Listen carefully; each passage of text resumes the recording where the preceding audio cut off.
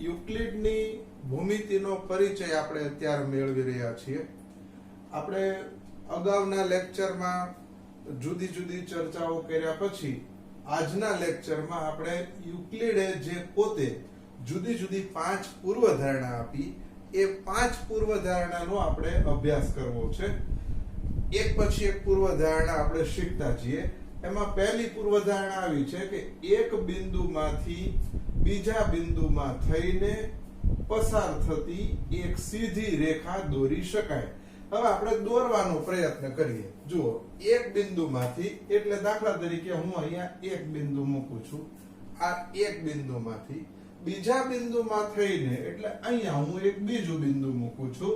આ બિંદુનું નામ A, આ બિંદુનું નામ B આપું છું. બરાબર?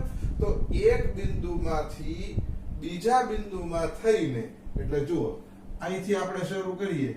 એક બિંદુમાં થઈને બીજા બિંદુમાં થઈને એક બિંદુમાંથી એટલે A બિંદુમાંથી બીજા બિંદુમાંથી પસાર થઈને એટલે B માંથી પસાર થઈને થતી એક સીધી રેખા દોરી શકાય.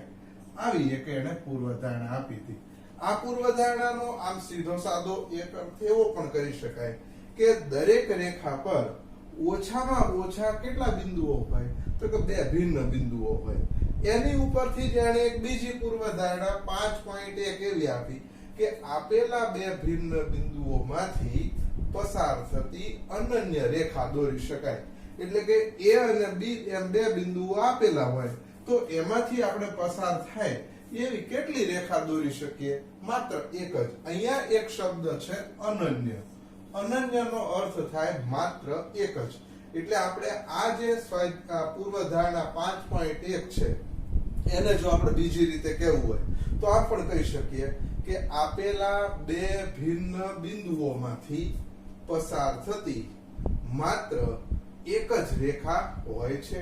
તમે જોઈ શકો છો કે અહીંયા A અને B એમ 2 જુદા જુદા બિંદુઓ છે. આ બંને જુદા જુદા બિંદુઓમાંથી આપણે રેખા દોરવી હોય તો એક જ રેખા દોરી શકીએ. ધારો કે હું અહીંયા ટ્રાય કરું, અહીંથી આમ કરીને આમ દોરવાનો પ્રયત્ન કરું, નામ કરું તો એ રેખા દોરી શકાય નહીં. આમ કરીને આમ કરું તો પછી આ B બિંદુ રહી જાય. એટલે 2 ભિન્ન બિંદુઓમાંથી અનન્ય રેખા પસાર થાય છે. બીજી પૂર્વધારણા, શાંત રેખાને અનંત સુધી લંબાવી શકાય છે. હવે ભાઈ જે આ યુક્લિડ છે એ યુક્લિડ એને જે શાંત રેખા શબ્દ વાપર્યો છે, આ શાંત રેખાનો અર્થ શું? અત્યારે આપણે જેને રેખાખંડ કહીએ છીએ એ ખરેખર યુક્લિડ એને શાંત રેખા કહેતા હતા. દાખલા તરીકે જેના 2 અંત્ય બિંદુઓ નિશ્ચિત હોય, હું અહીંયા એક દોરું, દાખલા તરીકે અહીંયા મેં AB રેખાખંડ દોર્યો. આપણે બધા અત્યારે આને રેખાખંડ તરીકે ઓળખીએ છીએ આધુનિક ભૂમિતિમાં, પણ યુક્લિડે જે તે સમયે આ ભૂમિતિનો અભ્યાસ કર્યો હતો એ વખતે એને રેખાખંડ એવો શબ્દ નહોતો આપ્યો. એને શું આનું નામ આપ્યું હતું? શાંત રેખા. શાંત રેખા એટલે શું? તો કે જેના અંત્ય બિંદુઓ નિશ્ચિત હોય એવી રેખાને શાંત રેખા કહેવાય. હવે શું કીધું કે શાંત રેખાને અનંત સુધી લંબાવી શકાય છે. હવે આ શાંત રેખા એટલે રેખાખંડ. હવે જો આ રેખાખંડને આપણે બંને બાજુ આ રીતે એરો કરી નાખીએ તો એનો અર્થ શું થયો કે બંને બાજુ અનંત સુધી લંબાવી શકાય છે. આ એની બીજી પૂર્વધારણા. ત્રીજી પૂર્વધારણા શું હતી? તો કે કોઈ પણ બિંદુને કેન્દ્ર લઈ તથા કોઈ પણ લંબાઈની ત્રિજ્યા લઈ વર્તુળ દોરી શકાય. બરાબર? તો આપણે એને પણ સમજી લઈએ. જુઓ તમે કે અહીંયા આ વર્તુળ દોરવાનું આમ તો બધાને આવડે જ છે. જુઓ, કોઈ પણ બિંદુને કેન્દ્ર લઈ, અહીંયા હું એક કેન્દ્ર લઉં છું P. બરાબર? તો P ને કેન્દ્ર લઈ તથા કોઈ પણ લંબાઈની ત્રિજ્યા લઈ આ રીતે આમ કરીને આમ વર્તુળ દોરી શકીએ. બરાબર? તો આ શું થયું? એની ત્રિજ્યા. બરાબર? તો આ ત્રીજી પૂર્વધારણા છે કે કોઈ પણ બિંદુને કેન્દ્ર લઈ એટલે કે આપણે P બિંદુને કેન્દ્ર લઈ તથા કોઈ પણ લંબાઈની ત્રિજ્યા લઈ આ જે વર્તુળનું કેન્દ્ર છે અને આ વર્તુળનો પરિઘ કહેવાય. ફરતું જે માપ છે એને વર્તુળનો પરિઘ. તો વર્તુળના કેન્દ્રથી આ પરિઘ સુધીનું જે માપ છે આ માપને આપણે ત્રિજ્યા કહીએ છીએ. એટલે એમ કહી શકાય કે કોઈ પણ વર્તુળનું કોઈ પણ કેન્દ્ર લઈ અને કોઈ પણ ત્રિજ્યા લઈ અને આપણે વર્તુળ દોરી શકીએ છીએ. આ પૂર્વધારણા 3. ચોથી પૂર્વધારણા તો એકદમ સરળ છે કે બધા જ કાટખૂણા એકબીજા સાથે સરખા હોય. હવે કાટખૂણો એટલે શું? એક સિમ્પલ બાબત છે. તમે કોઈ પણ વ્યક્તિને પૂછો એ કહી શકે કે કાટખૂણાનું માપ કેટલું થાય? 90. હવે આપણે 5 વ્યક્તિને બેસાડીએ બાજુમાં અને એમ કહીએ ભાઈ તમે તમારી નોટમાં બધા કાટખૂણો દોરો, તો ચોક્કસપણે બધા કેટલા અંશનો ખૂણો દોરશે? તમારો જવાબ શું છે? તો કે 90 નો. બરાબર? તો આપણે આમ જ તો દોરવું હોય તો કહી શકીએ કે આ રીતે આપણે આમ કરીને નામ કરીએ તો આ જે આમ કાટખૂણો દોરીએ, બરાબર, આ 90 અંશનો ખૂણો થાય. હવે આવા તમને જેટલા કાટખૂણા દોરવાના કે એ દરેકે દરેક ખૂણાનું માપ કેટલું હશે? તો કે ભાઈ કાટખૂણો એટલે કે 90 નું હશે. એટલે બધા જ ખૂણાનું માપ કેવું હોય? સરખું. એટલા માટે કીધું છે કે બધા જ કાટખૂણા એકબીજા સાથે સરખા હોય. 5મી પૂર્વધારણા જોઈએ. જુઓ કે જો બે રેખાઓને કોઈ ત્રીજી રેખા છેદે, બરોબર, આપણે આમ કટકા કરતા જઈએ અને સમજતા જઈએ કદાચ ઝડપથી સમજાય જાય. દાખલા તરીકે એક રેખા છે આ રીતે આમ કરીને આમ દોરી, આ એક રેખા દોરી, બરાબર, એક બીજી રેખા દોરી.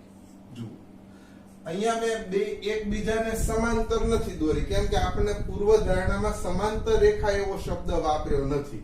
જુઓ, જો બે રેખાઓ, આપણે રેખાનું નામ આપી દઈએ, આને L1 કહી દઈએ, આને L2 કહી દઈએ. જો બે રેખાઓને કોઈ ત્રીજી રેખા છેદે, આ રીતે આપણે આમ કરીને દોરી નાખીએ, આને કહીએ T. બરાબર? જોતા જજો, જો બે રેખાઓને એટલે કે L1 અને L2 કોઈ ત્રીજી રેખા છેદે એટલે કે T રેખા છેદે, આ રેખાની એક જ બાજુ તરફના, હવે જુઓ આ T રેખા છે તો T રેખાથી એક જ બાજુના એટલે કે એક આ સાઈડ એટલે આ એક અને એક આ, એમ બે બાજુ તરફ છે. હવે જુઓ આ રેખાની એક જ બાજુ તરફના બે અંતઃકોણોનો સરવાળો બે કાટખૂણાના સરવાળા કરતા ઓછો હોય તો પ્રથમ બે રેખાઓને આ ખૂણાઓ તરફ અનંત સુધી લંબાવતા તેઓ એકબીજાને છેદે છે. હવે આપણે આ મુદ્દો સમજવા માટે થોડીક વિશિષ્ટ ચર્ચા કરવી પડશે. જોઈ લઈએ. બરાબર? જુઓ, હવે આમાં આપણે નામકરણ કરીએ તો ઝડપથી આવડે એવું છે. દાખલા તરીકે હું L1 રેખા છે એની ઉપર બે બિંદુઓ લઉં છું AB, L2 રેખા ઉપર બે બિંદુઓ લઉં છું CD, અને T રેખા છે એની ઉપર આપણે P, Q, R અને S બિંદુઓ લઈએ છીએ. બરાબર? તો હવે અહીંયા જે આ રેખા છેદિકા છે, બરાબર, આ બે રેખાઓને ત્રીજી રેખા છેદે છે, તો એનાથી એક જ તરફના જે ખૂણાઓ બને, દાખલા તરીકે હું ખૂણાના નામ આપું છું, આ 1, આ 2, આ 3 અને 4. તો તમે જુઓ એક જ તરફના ખૂણા એટલે દાખલા તરીકે પહેલા નંબરનો બીજા નંબરનો એક જ તરફનો ખૂણો કહેવાય. નામ શું? તો કે ખૂણો AQR. AQR એટલે આ પહેલા નંબરનો ખૂણો, બીજો CRQ એટલે એ બીજા નંબરનો ખૂણો. તો આ જે એક જ તરફના આ બંને ખૂણા છે, આ બંને ખૂણાને અંતઃકોણ કહેવાય. અહીંયા શબ્દ છે અંતઃકોણ. સેમ એ જ રીતે આ બાજુ પણ અંતઃકોણ બને. કયા કયા? દાખલા તરીકે ખૂણો DQR એટલે ત્રીજા નંબરનો ખૂણો, અને ખૂણો DRQ આ ચોથા નંબરનો ખૂણો. એમ કે જો બે રેખાઓ ને ત્રીજી રેખા છેદે તો એનાથી જુદા જુદા ખૂણાઓ બને, તો એમાં એક જ તરફના, જો અહીંયા ચોખવટ કરી છે કે જો બે રેખાઓને કોઈ ત્રીજી રેખા છેદે, આ જો બે રેખાઓને ત્રીજી રેખા છેદે, આ રેખાની એક જ બાજુ તરફના, આપણે અત્યારે આ સાઈડની જ વાત કરવી છે, એક જ બાજુ તરફના બે અંતઃકોણોનો સરવાળો એટલે કયા કયા?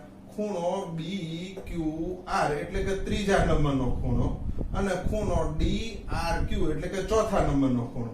આ ત્રીજા નંબરનો અને ચોથા નંબરનો ખૂણો છે, આ બંનેના ખૂણાનો સરવાળો કરીએ અને એક ખૂણાનો સરવાળો બે કાટખૂણાના સરવાળા કરતા ઓછો થાય.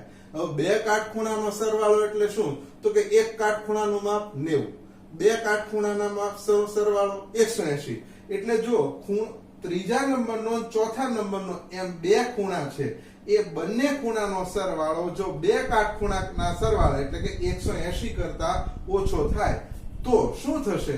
તો કે આ બે રેખાઓને જો અનંત સુધી લંબાવીએ તો એ એકબીજાને છેદે છે. જો આ બંને રેખાને આપણે અનંત સુધી લંબાવીએ તો આપણે ચોક્કસપણે કહી શકીએ તો કે એ એકબીજાને છેદે છે. આ પૂર્વધારણા નંબર 5 છે. તમે વ્યવસ્થિત રીતે 5 પૂર્વધારણાઓ સરસ લખી લો.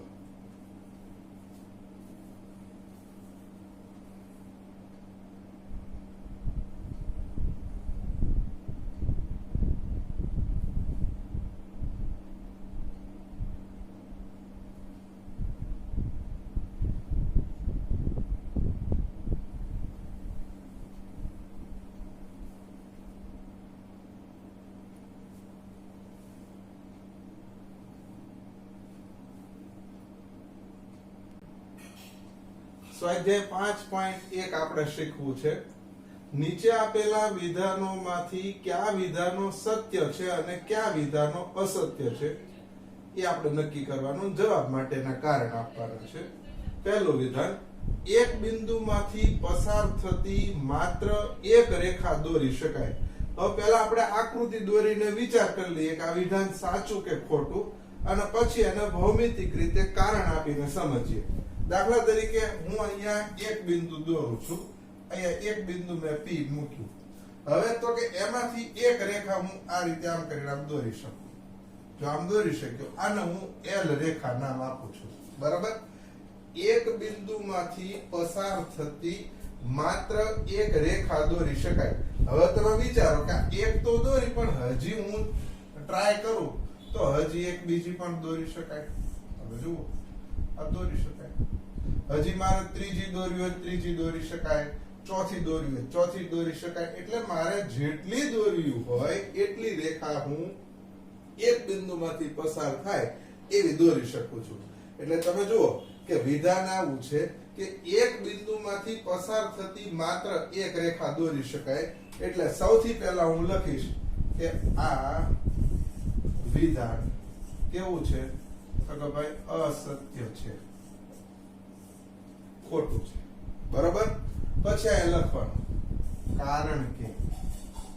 કારણ કે એક બિંદુ માંથી એક કરતા વધારે રેખાઓ દોરી શકાય. બરાબર? તમે જોઈ શકો છો એક કરતા વધારે રેખાઓ દોરી શકાય. હવે જવાબ માટે કારણ આપો. હવે કારણ આપવાનું એક સરસ કારણ છે. દાખલા તરીકે મેં અહીંયા જે આકૃતિ બનાવી છે એ તમે બરોબર વિચાર કરો તો અહીંયા આ બંને રેખાઓ વચ્ચેનો ખૂણો કેવો છે? કાટખૂણો. તો કાટખૂણો તમે હવે લંબ રેખા કહેવાય. કાટખૂણો બનતો હોય કોઈ પણ બે રેખા વચ્ચે, બરાબર, તો એને લંબ રેખા કહેવાય. આને હું L રેખા કહું, આને M રેખા કહું. તો L અને M એ પરસ્પર લંબ રેખા છે. હવે પરસ્પર લંબ રેખા એટલે શું? તો કે જ્યારે કોઈ પણ બે રેખા વચ્ચેનો ખૂણો કાટખૂણો હોય, બરાબર, તો એને આપણે લંબ રેખાઓ કહીએ. હવે લંબ રેખા બની ક્યારે? તો કે બંને રેખાનું એક બિંદુ સામાન્ય હોય અને એ બિંદુ આગળ કાટખૂણો રચાતો હોય. એટલે એનો અર્થ આપણે સીધો કરી શકીએ કે એક બિંદુમાંથી એક કરતા વધારે રેખાઓ દોરી શકાય. અને હકીકતે તો આપણે આ જે લખ્યું છે એમાં એમ પણ લખી શકીએ કે ભાઈ એક બિંદુમાંથી પસાર થતી અસંખ્ય રેખાઓ દોરી શકાય. બીજું લઈએ, જુઓ કે બે ભિન્ન બિંદુઓમાંથી પસાર થતી અસંખ્ય રેખાઓ હોય છે. બરાબર? તો અહીંયા તમે જુઓ, અહીંયા એક બિંદુ આપણે લઈએ P અને અહીંયા એક બિંદુ Q લઈએ છીએ. આ બે ભિન્ન બિંદુઓ, બરાબર, બે ભિન્ન બિંદુઓમાંથી પસાર થતી. હવે અહીંથી હું પસાર કરું છું, બરાબર, તો આ પસાર કર્યું તો તમે વિચાર લો કે આ બે ભિન્ન બિંદુઓમાંથી હવે મને એમ કોઈ કીધું હોય કે હવે તમે બીજી રેખા દોરી શકો, તો દોરી શકાશે? જવાબ છે ના. કેમ નથી દોરી શકવાની? નથી દોરી શકાતી. એટલે હું લખીશ કે આ વિધાન કેવું છે? અસત્ય છે. બરાબર? હવે એનું કારણ, તો કારણ હમણાં જ આપણે શીખ્યા. આ જ લેક્ચરની વાત કરો તો આપણે યુક્લિડની જે પૂર્વધારણા હતી, બરાબર, કે બે બિંદુઓમાંથી માત્ર એક જ રેખા દોરી શકાય. એટલે આપણે અહીંયા કારણ લખવું હોય તો અહીંયા કારણ આમ લખી શકાય, કારણ કે યુક્લિડની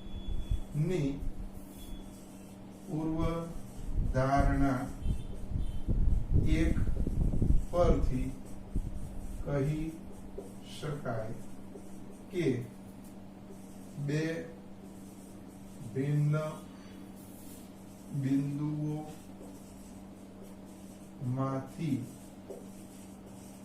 અનન્ય રેખા પસાર થાય છે. અનન્યનો અર્થ શું બધાને ખ્યાલ છે? અહીંયા લખવું હોય તો લખી નાખવાનું, એક અને માત્ર એક. વ્યવસ્થિત રીતે બધા લખી લે.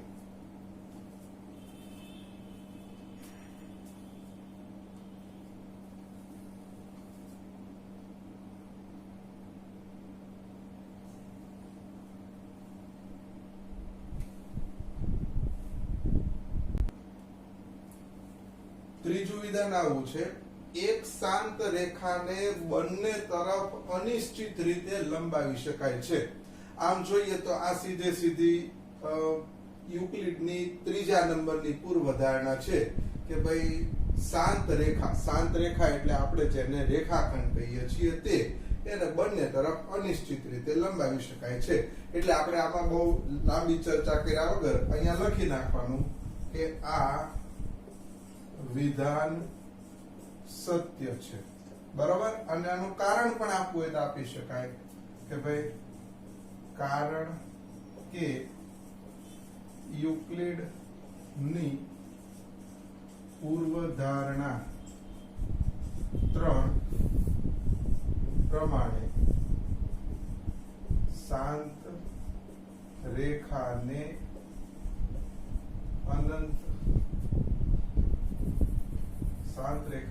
બંને બાજુએ અનંત સુધી લંબાવી શકાય છે. ચોથા નંબરનું વિધાન જોઈએ, જો બે વર્તુળ સમાન છે તો તેમની ત્રિજ્યાઓ સમાન હોય. હવે તમે વિચારી લો, આપણે બે વર્તુળ જો સરખા દોરીએ, દાખલા તરીકે આ એક વર્તુળ દોર્યું, હજી આવું ને આવું બીજું વર્તુળ દોરીએ, બરોબર, તો તમે વિચારો કે એક વર્તુળ મેં અહીંયા એક વર્તુળ મૂક્યું.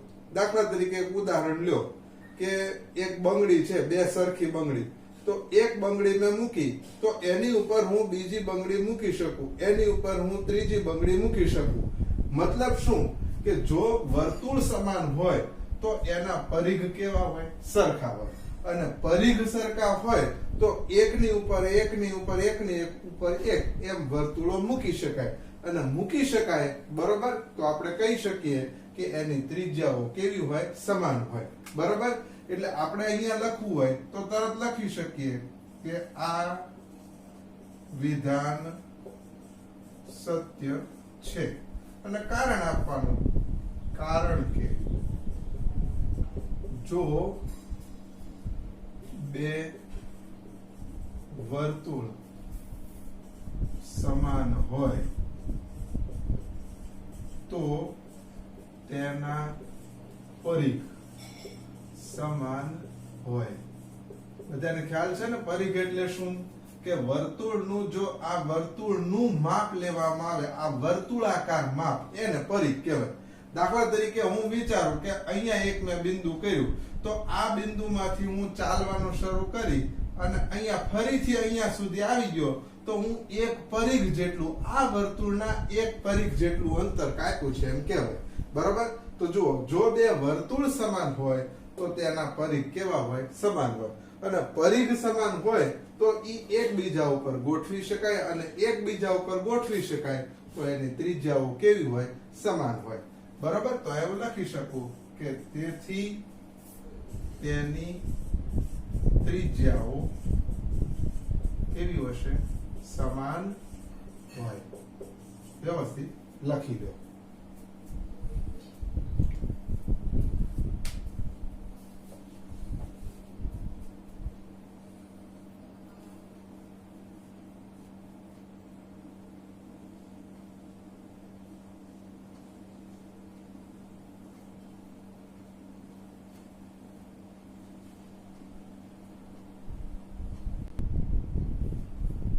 પાંચમો પ્રશ્ન, નીચેની આકૃતિમાં જો AB બરાબર PQ અને PQ બરાબર XY છે તો AB બરાબર XY થાય.